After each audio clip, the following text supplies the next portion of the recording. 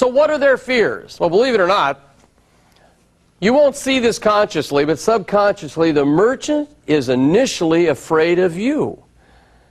Here you come in with knowledge. Many of these are small business owners. They have taken a leap of faith to open the doors. And here you come in as an expert in credit card processing, and they're scared to death in the beginning. That's why it's so important that you come across different than they expect, you see. So that right away they relax with you. See, a person will not make an investment decision unless they are comfortable and relaxed. So we work with a demeanor, a way of coming across, a warmth that relaxes them. The next thing they're afraid of is making a mistake. Either to which equipment to lease, they may have had a bad experience, or it can be just the fear of the unknown. That's why it's so important that you remember we must educate them before we try to close a transaction.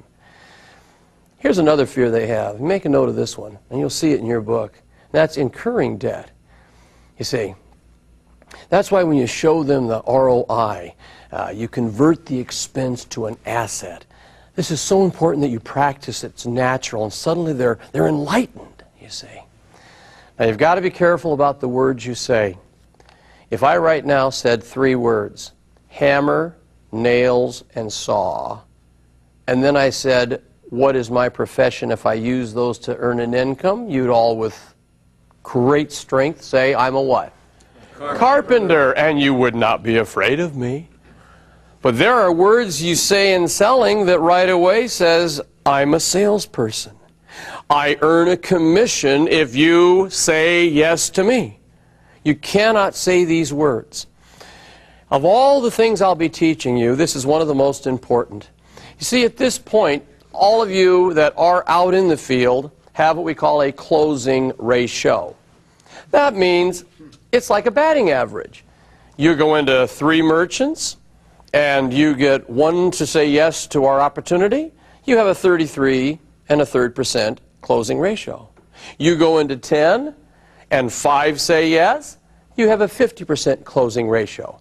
Our goal in this training is to increase that closing ratio. And the first way we will do it is by fear-producing words. Now, I coined a little term called nasty words. We would never use this with merchants. You'd never say, I hope you realize I'm not using any nasty words. No, this is just, this is just between us, all right? What's a nasty word? Here's the definition. It's any word that triggers fear or reminds them of a past selling situation. So we don't use these words. The first word we eliminate, and there's 2 of them we tie together, and that's cost or price. See, when you say the price is, there's a tendency to say, maybe I better shop for a lower one. That's why I'd like you to say the total amount is. The total amount is, you see. Another word I'd like you to avoid is application fee. I'd rather have you call that the initial investment. The initial investment to get started. See, the word application can turn people off where I don't want to apply for anything, you see. Then, of course, don't say the word monthly payment. You know, on this leasing arrangement, the monthly payment is, let's say, monthly investment. It's so much nicer, and it doesn't produce fear. Also, your application, any forms that you're filling out, should never be called a contract. You see, when the word contract goes into the ear, it says, now you are bound. And they have been bound before, oftentimes to things they wish they'd never seen. And so the word contract is a real fear producer. I'd rather just call any form your paperwork or your agreement. John, let's go over the agreement between you and Card Service as we show you how to increase clientele and your profits. So much nicer than, let me get out the contract. Get out of here. Also, the next one's a little word, but it's also one you don't want to use. Don't say the word buy. You know, when you buy our services, people don't want to buy anything. I want you to assume they're going to do it, and so all day long we use the word own. It's not when they buy, it's when they own. People love to own things. They're just afraid to buy them. Isn't that right? Okay. Don't use the next two words. Don't say sell or sold.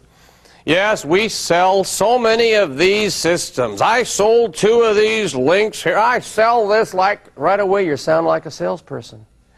Eliminate sell or sold.